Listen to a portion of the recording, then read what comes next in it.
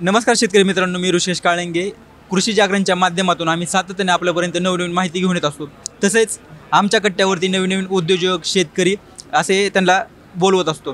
तर आज आपल्यासोबत कृषी जागरणच्या MFI कार्यक्रमामध्ये अभिजित गुले सर आहेत. तर त्यांच्याकडून आज आपण विविध विषयांवर माहिती जाणून घेणार आहोत. नमस्कार सर, तुम्ही आमच्या कट्ट्यावर आला त्याबद्दल. तर सर, आपण शेतीची सुरुवात कशी केली त्याबद्दल काय सांगाल? सर, मी आता 2020पासून कॉलेज संपल्यानंतर शेती करतो आहे. 12वी झाल्यापासून शेती करतो आहे. सुरुवातीला ऊस शेती केली. ऊस शेतीमध्ये बियाणे विक्रीचं काम किंवा फाउंडेशन प्लॉटचं बियाणं प्रसारित करण्याचं काम आम्ही सुरुवातीला केलं. त्यानंतर सर 21पासून मार्केटचा एक अनुभव घेत, मार्केटची एक मागणी पाहता लक्षात घेता मी अद्रकची शेती करतो सर. आता अद्रक शेती करण्याला मला 4 वर्ष झाली. अद्रक शेती केली. तसंच महाराष्ट्रातील शेतकरी आता विविध शेतकरी करतात. काही सोयाबीनचे विषय आहेत, कांद्याचे विषय आहेत आणि तुम्ही एक शेतकऱ्यांना मार्गदर्शन करता. तर मार्गदर्शन तुम्ही शेतकऱ्यांना नवीन नवीन माहिती देत असता तुम्ही. त्याबद्दल तुम्ही काय सांगाल किंवा शेतकऱ्यांनी कशी शेती केली पाहिजे? सर, आता सगळ्यात महत्त्वाचं कंपन्या करणारे शेतकऱ्यांची लूट, शेतकरी अज्ञान असल्यामुळं कोणत्या एका गोष्टीला दिशाभूल करणारे, ह्या साऱ्या गोष्टीमुळं आम्ही शेतकऱ्यांसाठी काय करतो सर, ट्रेनिंग प्रोग्राम अरेंज करतो. त्यामधून शेतकऱ्यांना ऊस शेती संदर्भात, अद्रक शेती संदर्भात यंत्राचा वापर झाला, ट्रॅक्टरचा वापर झालं, लेबर मॅनेजमेंट कसं, फवारणी मॅनेजमेंट कशी किंवा प्रिव्हेंटिव्ह काळजी काय घेतली पाहिजे, या साऱ्या गोष्टीची आम्ही ट्रेनिंग सेंटरच्या माध्यमातून आम्ही माहिती देतो. आणि सगळ्यात महत्त्वाचं सर, ते आम्ही विनामूल्य ठेवतो. कारण आम्ही स्वतः वैयक्तिक शेतकरी आहे. ते आपल्या ज्ञानाचा फायदा सगळ्या शेतकऱ्यांना व्हावा म्हणून आम्ही ती ट्रेनिंग प्रोग्रामची नियोजन करतो चालू वर्ष.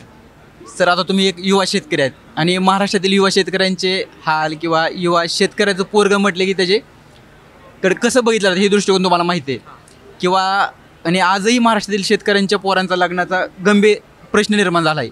तर त्या पोरांना किंवा त्या शेतकरी कुटुंबाला काय सल्ला द्याल?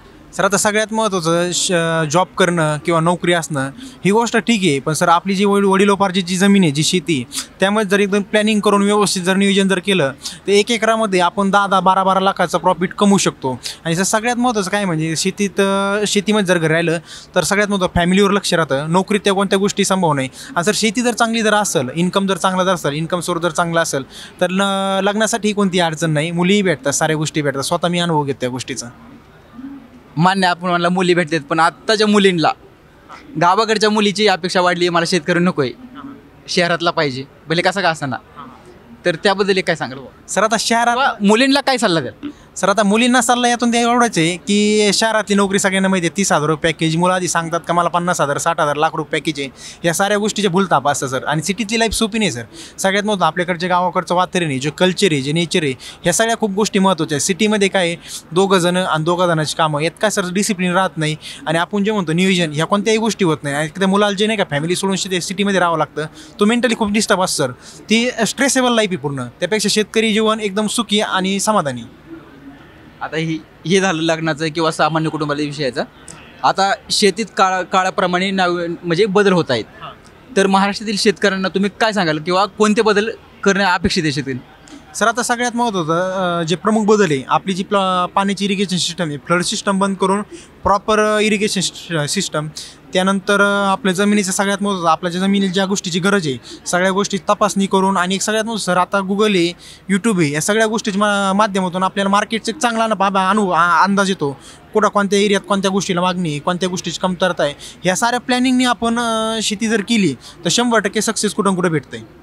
आता आपण बोलता म्हणलं मार्केटिंग.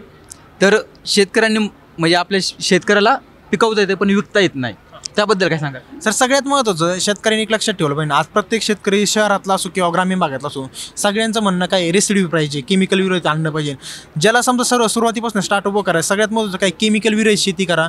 गव्हर्नमेंटच्या लॅबमधून त्याचा रेसिड्यू फ्रीचा रिपोर्ट घ्या. मागणारे घर पोहोचतात, शेतातनं घेऊन जातात. त्यामुळे मार्केटिंग करण्याची त्याची गरज नाही. जर आपलं जर क्वालिटी प्रोडक्ट जर असेल तर घर पोहोच त्याला मागणी. हे झालं शेतीत. सर, आता आपण दिल्लीत आला आहात. लाल कार्पेट फक्त शेतकरी म्हणजे राष्ट्रपतींसाठी टाकलं जातं. तर आता शेतकऱ्यांसाठी लाल कार्पेट टाकलं आहे आणि या लाल कार्पेटवर तुमचा सन्मान करण्यात आला आहे. त्याबद्दल तुम्हाला काय वाटतं? सर आज सगळ्यात महत्त्वाचं म्हणजे या सणावर महाराष्ट्राच्या वतीने मी स्टार फार्मर म्हणून इथं अनाऊन्स झालो होतो. माझं काल भाषण झालं, शेतकऱ्यांना मी संबोधित केलं, शेतकऱ्यांनी शेतीमध्ये कसं काम केलं काय. सर हे सगळ्यात महत्त्वाचं म्हणजे नाही का आत्तापर्यंत एक मन काय होते का शेतकऱ्यांनी फक्त गावीच राहायचं, शेतीच करायची. सर या साऱ्या गोष्टी संपल्या जातात. आम्ही आयफोनही वापरू शकतो, आम्ही फॉर्च्युनरसारखी गाडी वापरू शकतो, सगळ्या गोष्टी करू शकतो, कारण की शेतीतून सारं ते शक्य आहे आणि पॉसिबल आहे. आज हा पुरस्कार सर चांगल्या अधिकारी लोकंसुद्धा इथपर्यंत पोहोचू शकत नाही. तो पुरस्कार डायरेक्ट आम्हाला मातीतल्या शेतकऱ्यांना भेटतो. एकदम भुरक्या मातीत काम करणारे लोक आहे सर आम्ही. आम्हाला डायरेक्ट हा पुरस्कार अनाऊन्स होतो आहे. तर आता सर तुम्ही दिल्लीत आला, इथं पूर्ण देशभरातील शेतकरी आले तर त्या शेतकऱ्यांना भेटून तुम्हाला काही नवीन जाणवलं का? सर आता काही छत्तीसगडचे, बिहारचे, बाहारचे, काही ऑस्ट्रेलियाचे पण शेतकरी आहेत तिथं. त्यांना भेटून फक्त काय माहिती सर, बाहेर त्यांच्या देशात त्यांच्याकडे आधुनिक तंत्रज्ञान काय, मॉडिफिकेशन काय करतात, त्यांनी शेतीत बदल काय केले, सगळ्यांचा अनुभव एक भेटून जातो. जे आपण म्हणतो कोलॅबरेशन, माहितीच देवाणघेवाण, हे खूप महत्त्वाचं आहे. आणि जे आज जे संमत होते काय भाजीपाला पिकत असन, त्यांच्याकडे कशाची मागणी, त्यांच्या जमिनीत काय पिकतंय काय विकतंय, ह्या गोष्टीत एक सखोल अंदाज येऊन त्या प्रॅक्टिसात आपण आपल्या तिकडं बनवू शकतो. आणि सर यातून जे काय कॉन्टॅक्ट भेटत आहेत, आता तिथं टोटली सगळे चांगलं काहीतरी करणारे शेतकरी लोक आहे, प्रगतशील लोक आहे सारे. याच्यानुसार खूप काही फायदा होऊन जातोय की आपण आपल्या शेतामध्ये नवीन प्रयोग काय राबवला पाहिजे, या गोष्टी तिथे नक्की फायदा होऊन जाईल. सर जाता आता शेवटचा प्रश्न, महाराष्ट्रातील शेतकऱ्यांना तुम्ही शेतीबद्दल काय सांगाल?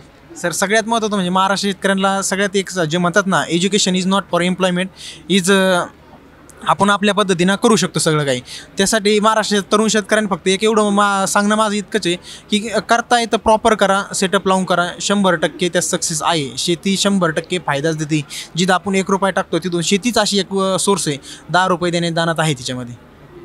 तर शेतकरी मित्रांनो, आत्ताच आपल्याला युवा शेतकरी अभिजित घुले यांनी योग्य असं मार्गदर्शन केलं आहे. तरी या मार्गदर्शनाचा तुम्हाला नक्कीच फायदा होईल. तर तुर्तास आपण या ठिकाणी थांबूया. धन्यवाद.